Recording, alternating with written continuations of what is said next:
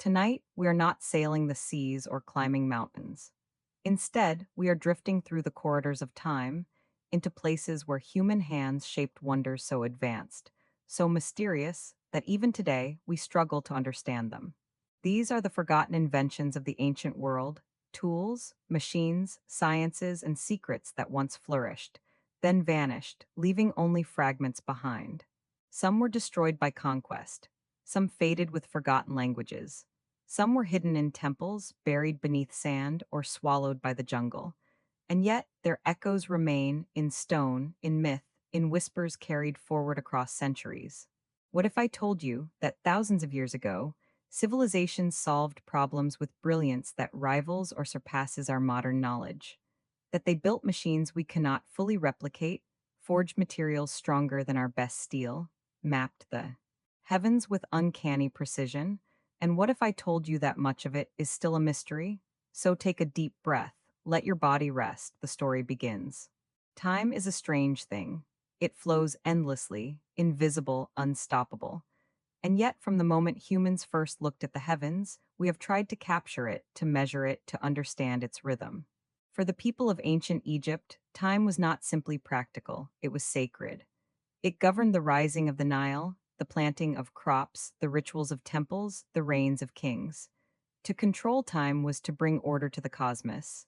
And among their many brilliant inventions, one of the most remarkable was the water clock, known as the clepsydra. Imagine yourself in Egypt more than 3,000 years ago. The sun sets behind the desert hills, the stars shimmer in the sky, and the world is plunged into darkness. How do you know when it is midnight? How do you know when the priests must begin their chants, or when a ceremony must be performed? Sundials worked during the day, but at night they were useless. The stars moved, but not always in ways easy to track. The Egyptians needed something reliable, something that could measure the flow of hours when the heavens were hidden. And so they turned to the most constant force they knew, water. The water clock was deceptively simple. It was a stone vessel, carefully carved with lines on the inside. Water was poured in, and as it slowly drained out through a small hole at the bottom, the level inside dropped. The markings revealed how much time had passed. But this was not just a bowl with water. The precision of these clocks is astonishing. The most famous, discovered at the Great Temple of Karnak, dates to around 1400 BCE.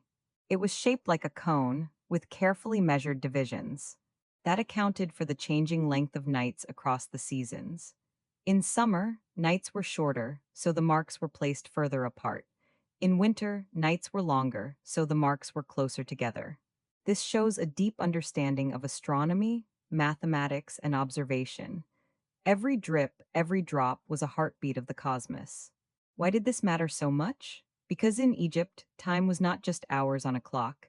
It was tied to Ma'at, the cosmic principle of balance and order. Priests in temples performed rituals at precise hours, offering prayers and sacrifices aligned with the movement of the stars. Farmers needed calendars to predict the floods of the Nile, which determined survival.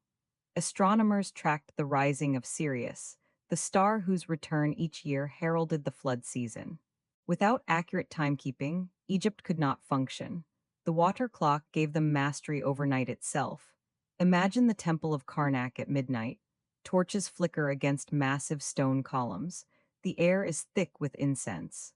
A priest kneels beside the water clock, watching the level sink to a marked line.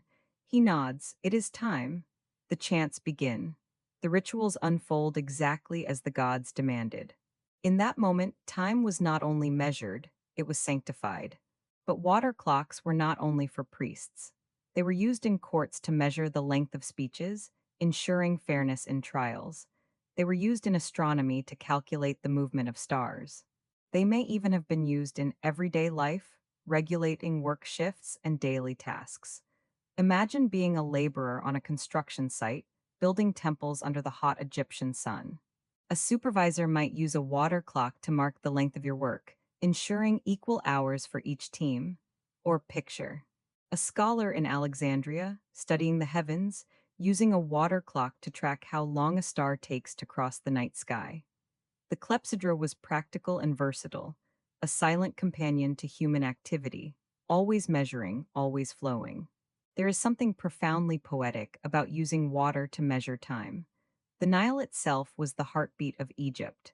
Its floods rose and fell with the stars, bringing life and abundance. To let water drip, drop by drop, was to let the Nile speak, to let time itself become visible. Perhaps this is why the water clock endures as more than just an invention. It is a symbol of the Egyptian worldview that the universe has order, that time can be known, and that humans can live in harmony with the rhythm of creation. The idea of the water clock spread. The Greeks and Romans later adopted and refined it. In Greece, clepsydras were used in law courts to limit speeches. In Rome, they measured time for military watches, but Egypt was the origin. It was here that water was first harnessed to capture time's invisible flow. And while we no longer use clepsydras, the principle endures. Every ticking clock, every digital watch, every satellite that measures atomic vibrations, all are descendants of that simple bowl of water, carved in Karnak, counting the hours by drops. Today, the Karnak water clock rests in museums, its surface worn but its markings still visible. To look at it is to stand face to face with the ancient Egyptian mind, practical, precise, spiritual, poetic.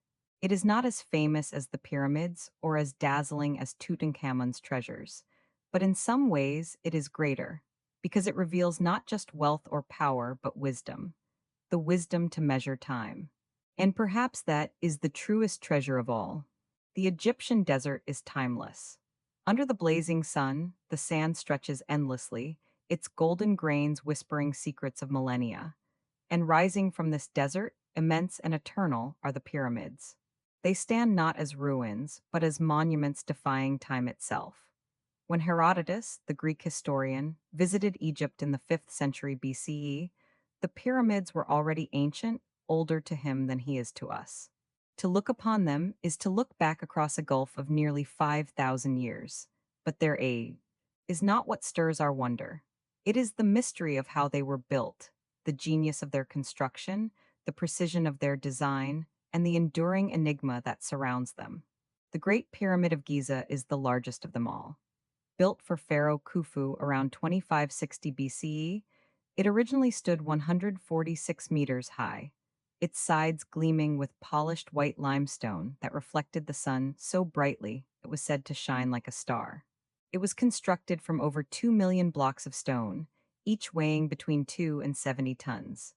Some were quarried locally, but others, massive granite blocks, were brought from Aswan, nearly 500 miles away.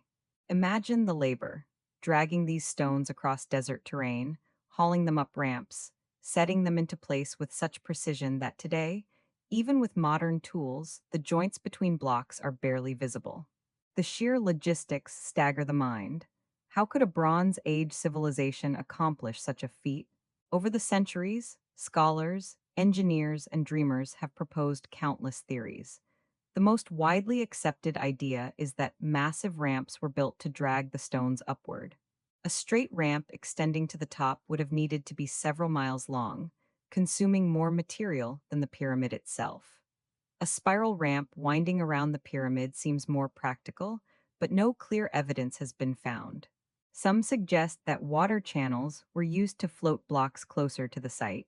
Others imagine counterweight systems, pulleys, or sleds lubricated with water to reduce friction. And then there are more fringe theories that the pyramids were built with lost technology or even with help from beyond this world. Such ideas, while captivating, are not necessary. Human ingenuity, patience, and sheer willpower may explain what we still cannot replicate easily today, but the truth remains elusive. No ancient document has survived that explains the exact methods. What we have are fragments, depictions of workers hauling statues on sleds, traces of ramps, and the remains of workers' villages. For centuries, a myth persisted that the pyramids were built by slaves, whipped and chained into submission. But archaeology tells a different story. Excavations near Giza have revealed large workers' villages with bakeries, breweries, and even medical facilities. Skeletons show evidence of healed injuries, suggesting workers were cared for. These were not starving slaves. They were skilled laborers, organized in teams, fed with bread and beer, housed in barracks. Tens of thousands worked in rotation, their lives dedicated to raising monuments for the gods and the pharaohs. Some may have considered it a sacred duty, others a path to status and livelihood. Picture the scene. Long lines of men hauling a block across the desert, chanting in rhythm, overseers guiding them, musicians beating drums to pace the labor. The sound of chisels and hammers echoes, dust rises into the sunlit air, and slowly, block by block, a mountain takes shape. What makes the pyramids even more mysterious is not just their scale, but their precision. The Great Pyramid is aligned almost perfectly with the cardinal directions north, south, east, and west within fractions of a degree. Its base is nearly perfectly level, varying less than an inch across hundreds of feet. The sides are angled at 51 degrees, creating a geometric form both stable and elegant. Inside, the passages and chambers are aligned with astonishing care. Narrow shafts point toward stars like Orion's belt and Sirius, reflecting the Egyptians' deep astronomical knowledge. This was not random construction. It was a marriage of engineering and cosmology, of mathematics and myth. The pyramid was not just a tomb, it was a cosmic machine, a stairway for the pharaoh's soul to ascend to the heavens. Why build such colossal monuments? Why devote generations to shaping stone into mountains? For Egyptians, death was not an end, but a transformation. The pharaoh, in death, became a god, uniting with Osiris in the underworld and Ra in the sky. The pyramid was the vessel of this transformation. Its shape itself was symbolic, a solidified sunbeam, a representation of the primordial mound from which the world was created. Its polished sides reflected the sun, linking it to Ra, the solar deity. To build a pyramid was to align the pharaoh with the cosmos, to ensure his immortality, and by extension, the stability of Egypt itself. But perhaps it was also a demonstration of power, a statement carved into stone that the pharaoh commanded not just the living, but eternity itself. Inside the pyramids, mysteries remain. The Great Pyramid contains the king's chamber, the queen's chamber, and a grand gallery of breathtaking scale. Yet when explorers entered, they found no treasures, no golden sarcophagus. The chambers were empty. Were they looted in antiquity? Or were they never meant to hold riches at all? Some scholars argue that the true purpose of the pyramid was symbolic, not functional, a monument to eternity rather than a simple tomb. Modern technology continues to probe the mystery. Recently, scientists using muon tomography, a technique that detects cosmic particles passing through stone, discovered hidden voids inside the Great Pyramid. Their purpose is unknown. Secret chambers, structural cavities? The debate continues. The pyramids are not finished stories. They are puzzles that refuse to yield all their answers. Behind the grandeur lies the human story. For every block raised, there were hands blistered, backs strained, lives shortened by labor. The pyramids may have been built with skill and organization, but they were not without suffering. And yet, for the workers, there may have been pride. To be part of something eternal, to leave behind a monument that would outlast empires, may have been a reward of its own. Perhaps in the chants of the workers, in the rhythm of drums, there was more than toil. There was a sense of destiny. Stand before the Great Pyramid today, and the questions rush in. How did they align it so perfectly? How did they transport and raise such immense stones? What knowledge have we lost? Perhaps the true brilliance of the pyramids lies not in solving these questions, but in keeping them alive. They remind us that human ambition, patience, and imagination can reach beyond what seems possible. They are more than tombs, more than monuments. They are mysteries carved in stone, and in their silence, they still speak. The pyramids endure not because they are understood, but because they are not. Their stones hold secrets, their angles point to stars, their chambers whisper of eternity. In their shadow, we feel both small and infinite. Small because we cannot fully grasp their creation. Infinite because they remind us of what humans can dream and what we can leave behind. Perhaps that is their greatest lesson. That mystery itself is an invention, one that endures longer than stone. Egypt was a land of invention, where necessity and faith shaped tools that still astonish us. They measured time with water, built mountains of stone, healed with bronze, wrote on reeds, read the river, and lit the sea with fire. Their inventions were not only practical, they were sacred. They reflected a worldview where knowledge and divinity were intertwined, where every tool was a prayer, every creation a bridge between earth and the eternal. The monuments of stone remain. The papyrus scrolls whisper across time.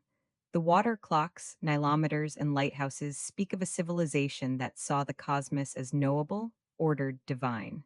And though thousands of years have passed, Egypt's inventions remind us that human brilliance is timeless.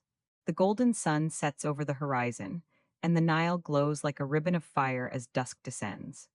In the distance, chants echo through temple walls, mingling with the rustle of papyrus reeds swaying in the evening breeze.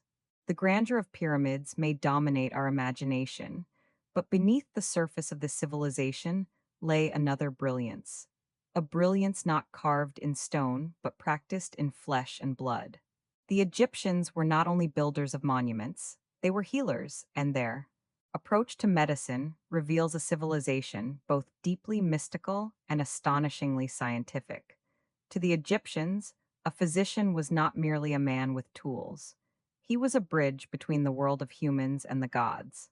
Healing required knowledge, yes, but it also required reverence, ritual, and faith. Yet what sets Egypt apart from many other ancient cultures is the duality of its medicine. On one hand, you had spells, prayers, amulets, and the invocation of deities like Sekhmet, the lion-headed, whose wrath could bring plagues but whose favor could cure them. On the other hand, you had practical treatments grounded in observation, diagnosis, and experience. This combination of science and spirituality created a system of healing both advanced and holistic. When archaeologists opened tombs of physicians and high officials, they uncovered a surprising treasure: bronze surgical instruments, scalpels with razor sharp edges, forceps shaped to grip and pull, needles, probes, and even surgical saws. These were not ceremonial items, they were functional tools. Worn edges and repeated sharpening marks tell us they were used and used often. Imagine lying in a treatment chamber, the air heavy with incense, while a priest physician leans over you. His hands grip a bronze scalpel polished to a gleam. Around you, assistants grind herbs into poultices, their pestles echoing against stone. A chant hums softly in the background, not to distract, but to sanctify the act. The procedure begins. For us, surgery without anesthesia is almost unimaginable. Yet in Egypt, patients endured, aided perhaps by opium mixtures or the numbing sting of alcohol. Honey, prized for its antibacterial properties, was smeared into wounds to prevent infection. It is startling to realize these tools, these methods, are ancestors of our own. Our greatest insight into Egyptian medicine comes not from tools, but from a text, the Edwin Smith Papyrus, written around 1600 BCE, but likely copied from even older sources. Unlike other medical papyri, which mix incantations with remedies, the Edwin Smith Papyrus reads like a modern surgical manual. It details 48 cases: skull fractures, broken noses, dislocated jaws, chest wounds, spinal injuries. Each entry follows a logical sequence: examination. If you examine a man with a wound to his skull, diagnosis. If he is unable to move his arms and legs, prognosis. This is a condition I cannot treat. The honesty is striking. Some conditions were deemed treatable, others untreatable. It shows an awareness of limitations, a recognition that medicine is not omnipotent. This papyrus also gives us the earliest known references to the brain. It describes the meninges, the cerebrospinal fluid, and notes the relationship between brain injuries and paralysis. The Egyptians may not have understood neurology as we do, but they observed, recorded, and reasoned with extraordinary clarity. If there is one thing that plagued the Egyptians, it was their teeth. Bread made from stone ground flour often contained bits of grit, which wore teeth down to stumps. Skulls of mummies reveal severe dental decay, abscesses, and tooth loss. And yet, Egyptians attempted dentistry. They drilled cavities and filled them with resin or honey. Some remains even show primitive dental bridges, where loose teeth were tied to others with gold wire. Imagine the scene. A patient sits on a stool, gripping the arms tightly. A healer leans forward with a bronze tool, scraping and drilling as assistants hold the patient still. The treatment is painful, crude, and yet it reflects an effort to preserve teeth and reduce suffering. Though far from perfect, this early dentistry marks the beginnings of one of humanity's most essential medical practices. Tools alone did not heal. Nature was a vast pharmacy, and Egyptians knew its secrets. They used garlic and onions for stamina and health, prescribed to laborers and even consumed in ritual. Honey was applied to wounds as an antiseptic. Aloe vera soothed burns, while castor oil acted as a laxative. Pomegranate was used against parasites, and mandrake served as a sedative. The Ebers Papyrus, another great medical text, lists hundreds of remedies for everything from headaches and stomachaches to fertility and childbirth. Some seem mystical, others practical, but many reveal genuine pharmacological value. It is easy to dismiss these as primitive treatments. Yet even today, modern medicine rediscovers ancient remedies. Honey is still recognized as a natural antibacterial. Pomegranate compounds are studied for their effects on parasites, herbs once considered. Mystical often hold real healing power. To modern eyes, Egyptian medicine might seem contradictory, scalpels in one hand, spells in the other.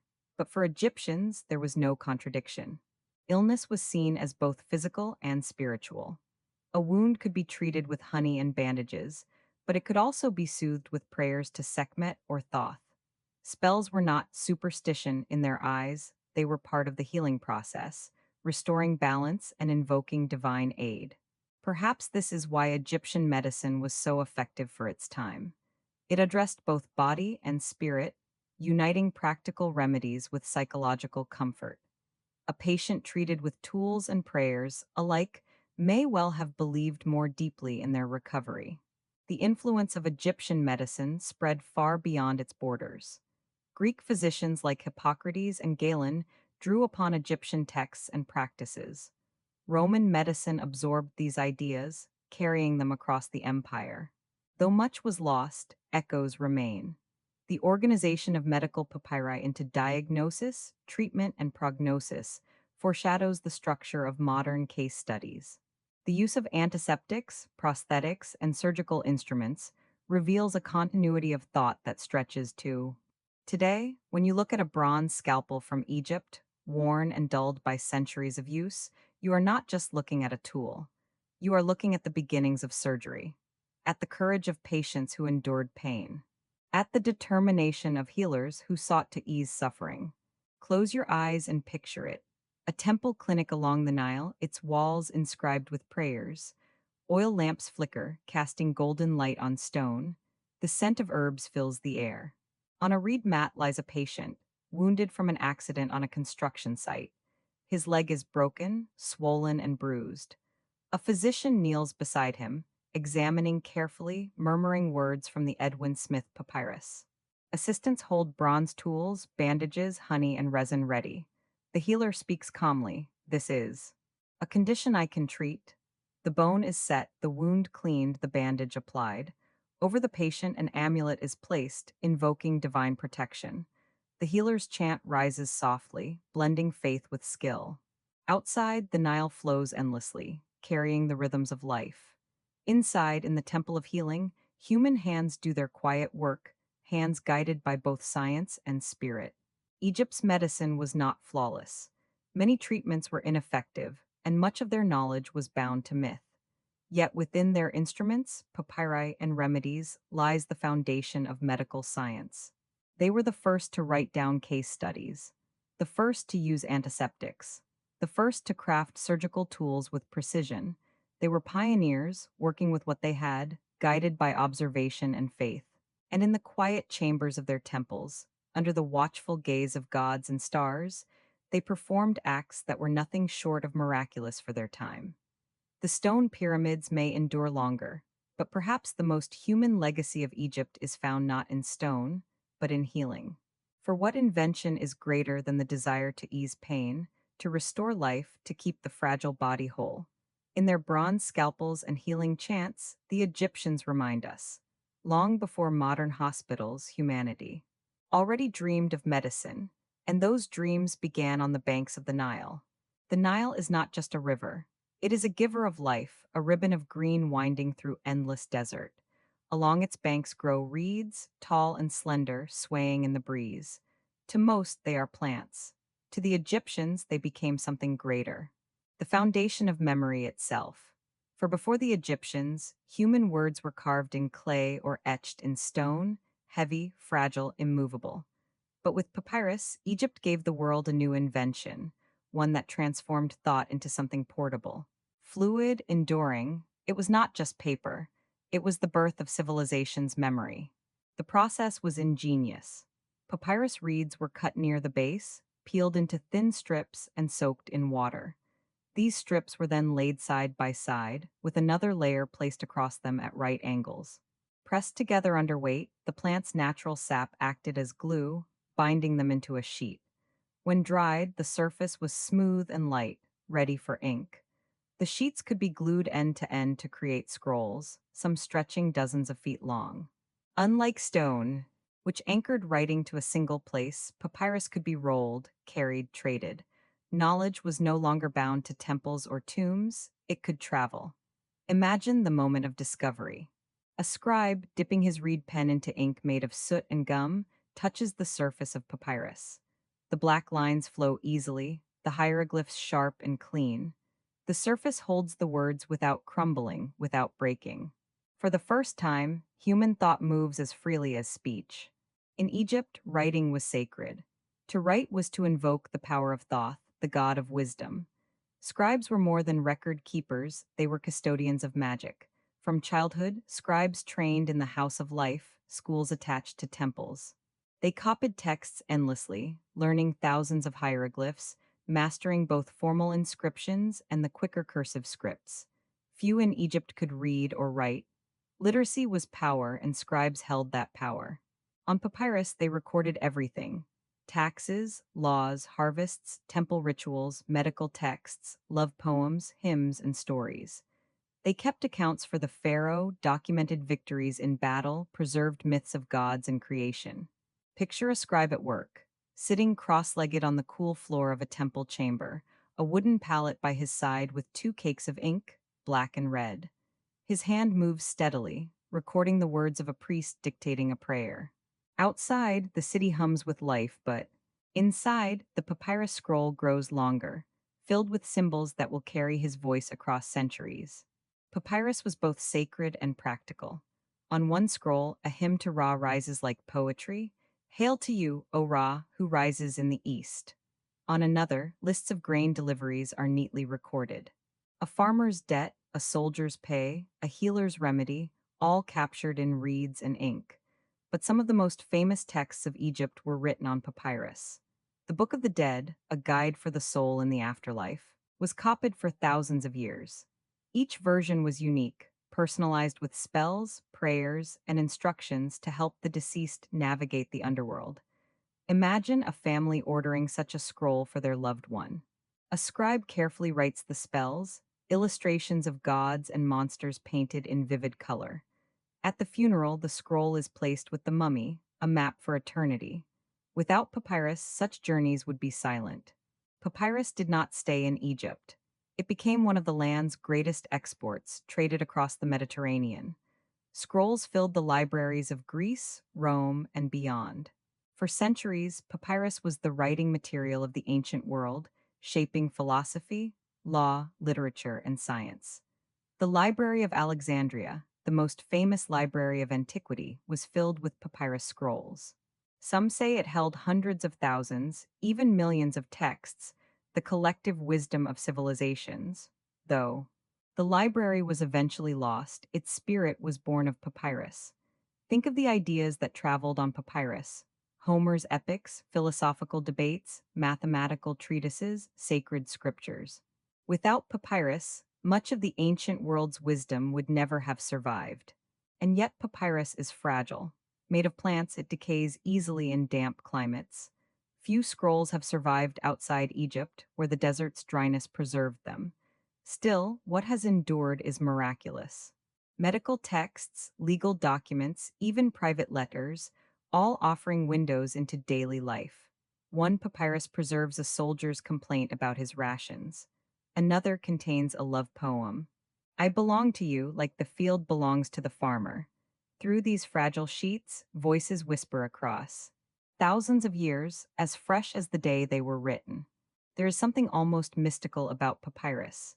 It was born from the Nile, the river that gave Egypt life. Its fibers carried not just ink, but thought itself. Every symbol pressed into its surface was a seed of memory, sprouting across time. The Egyptians themselves seemed to sense this. In their art, scribes are often shown seated with scrolls, symbols of knowledge and order. In their mythology, Thoth, god of writing, held the scribe's palette as his sacred emblem. To write on papyrus was not simply to record, it was to capture eternity. For thousands of years, papyrus reigned supreme. But over time, other materials emerged. Parchment made from animal skins proved more durable in damp climates. Later, paper, invented in China, spread across the world. By the Middle Ages, papyrus faded from use. Its production ceased, its craft forgotten. And yet its influence endures. The very word paper comes from papyrus. Every notebook, every book, every page we hold is a descendant of those Nile reeds. Close your eyes and picture it. Night falls over Thebes. Inside a quiet chamber, a young scribe works by the flickering light of an oil lamp. His reed pen scratches softly against papyrus, the smell of ink sharp in the still air. On the scroll before him, a hymn takes shape. Words to honor the gods, words to preserve his people's faith. Outside, the Nile flows endlessly, carrying reeds that tomorrow will become more sheets, more scrolls, more memory. In this small chamber, with each stroke of his pen, the scribe builds a bridge across time. He does not know that thousands of years later, others will still read his words. He only knows that on papyrus, nothing is lost. Papyrus was more than an invention. It was a revolution. It transformed writing from stone to scroll, from immovable to mobile, from fleeting to eternal. It carried prayers and poetry, debts and dreams, myths and medicine. It gave the Egyptians a voice that outlasted empires. And through it, humanity learned to remember. In the rustle of reeds along the Nile, in the quiet scratch of a pen on paper, the spirit of papyrus still whispers. It is the whisper of memory itself. Papyrus was more than an invention. It was a revolution. It transformed writing from stone to scroll, from immovable to mobile, from fleeting to eternal. It carried prayers and poetry, debts and dreams, myths and medicine. It gave the Egyptians a voice that outlasted empires. And through it, humanity learned to remember. In the rustle of reeds along the Nile, in the quiet scratch of a pen on paper, the spirit of papyrus still whispers. It is the whisper of memory itself. The Nile was more than a river. It was Egypt's lifeline, its heartbeat, its eternal companion. Without the Nile, there would have been no pharaohs, no pyramids, no golden civilization rising in the desert. Year after year, its floods brought fertile silt, turning barren sands into fields of abundance. But the Nile was also unpredictable. Some years it rose too high, drowning crops and washing away villages. Other years it rose too little, leaving the land dry, harvests withered, and famine. Stalking the people. To predict its rhythm was to hold Egypt's destiny in one's hands. And so, the Egyptians invented a tool both simple and profound, the nilometer. The nilometer was not a device in the sense we imagine today, with gears or dials. It was a structure, often carved in stone, that measured the rising waters of the Nile. Its purpose was straightforward: to determine how high the flood would be, and therefore how plentiful or how scarce the year's harvest would become. But its meaning went far deeper. To measure the Nile was to measure the will of the gods. The floods were seen as gifts from Osiris, lord of the afterlife and fertility, whose body was said to merge with the river each year. The rising waters were his blessing, To predict them was both an act of science and of faith. There were three main forms of nilometers, each adapted to its environment. The stairway nilometer, a staircase cut into stone along the riverbank, with markings on the walls to show water levels. Priests descended the steps, their torches flickering in the gloom, to observe the rising flood. The column nilometer, a tall stone column, often set within a well connected to the Nile by channels. As the river rose, so did the water inside the well, climbing against markings on the column. The channel nilometer, a series of canals and sluices connected to the river, designed to funnel water into measuring basins. The most famous surviving nilometer lies on the island of Rhoda in Cairo. Built in the 9th century CE, it reflects a design that stretched back thousands of years, its carved column still standing as a silent witness to centuries of floods. Each year, anticipation gripped Egypt as the inundation season approached. The people watched the skies, waiting for rains in the highlands of Ethiopia that would swell the Nile. They listened for news of the star Sirius, whose rising marked the beginning of the flood. And then, all eyes turned to the priests. In a solemn ritual, they descended into the Nilometer. Torches in hand, they read the marks as the waters climbed. When the flood was high enough, the people rejoiced, for it meant fertile fields and full granaries. When it was low, fear spread, a poor harvest meant hunger and hardship. But the Nilometer was more than prophecy. It was politics. Pharaohs based their taxation on its readings. A high flood meant higher taxes, for crops would be plentiful. A low flood meant lower taxes, though the people still suffered. In this way, the Nilometer became not only a scientific tool, but an instrument of power. To the Egyptians, the rising of the Nile was sacred. They believed it was caused by the tears of the goddess Isis, mourning her slain husband Osiris. As her tears fell, the river swelled, bringing life to the land. The Nilometer, then, was not a mere measuring stick. It was a divine channel, a bridge between gods and men. To stand before it was to witness the will of the heavens. Priests, by interpreting its markings, claimed the authority of the gods themselves. When they announced the floods, level they were not just predicting, they were speaking divine truth. For farmers, the Nilometer meant survival. Imagine a farmer waiting anxiously as rumors spread. The flood is low this year, or the water rises high, praise Osiris. If the priests declared a rich flood, hope filled the air. Seeds would be planted in fertile soil, and the year would be bountiful. Families would eat, children would thrive, markets would bustle with grain. But if the reading was low, despair crept in. Farmers knew that their fields would yield little, that famine might follow. Some years, grain prices soared, and the poor starved while the rich stored surplus. In this way, the Nilometer's markings shaped not just faith and politics, but the daily bread of every Egyptian. Though simple in design, Nilometers required remarkable engineering. They had to be placed where the Nile's waters could be measured consistently, without interference from currents or silt. Channels had to be carved carefully, steps aligned with precision, columns marked with accuracy. Some Nilometers even had calibrated cubits, standardized measurements etched into stone. This shows the Egyptian skill not only in architecture but in mathematics. They understood ratios, levels, and long before the modern age, the idea of measuring rivers spread beyond Egypt. In Mesopotamia, similar efforts were made to track the Tigris and Euphrates. In India and China, water levels became linked to agriculture and taxation. But nowhere was the practice as developed, as sacred, or as central to life as in Egypt. The Nilometer was unique, a blend of science, religion, and politics, inseparable from the land it served. For thousands of years, Nilometers guided Egypt. But with the building of modern dams in the 20th century, the Nile's floods were tamed. The river no longer rises and falls with the seasons as it once did. And with that, the Nilometer became obsolete, a relic of a time when the river's rhythm ruled all. Yet they still stand, carved in stone, silent and dignified. They remind us of a world where nature's pulse was measured not with machines, but with stairways, columns, and faith. Picture it, the year is 1200 BCE. A crowd gathers at the riverbank, torches flickering against the night. The priests descend into the Nilometer, their chants echoing against stone walls. The water laps higher, glistening in the firelight. The people wait breathlessly. Then the priest emerges, his face solemn. He raises his hand and announces, "The flood is rich, the harvest will be great." Cheers erupt.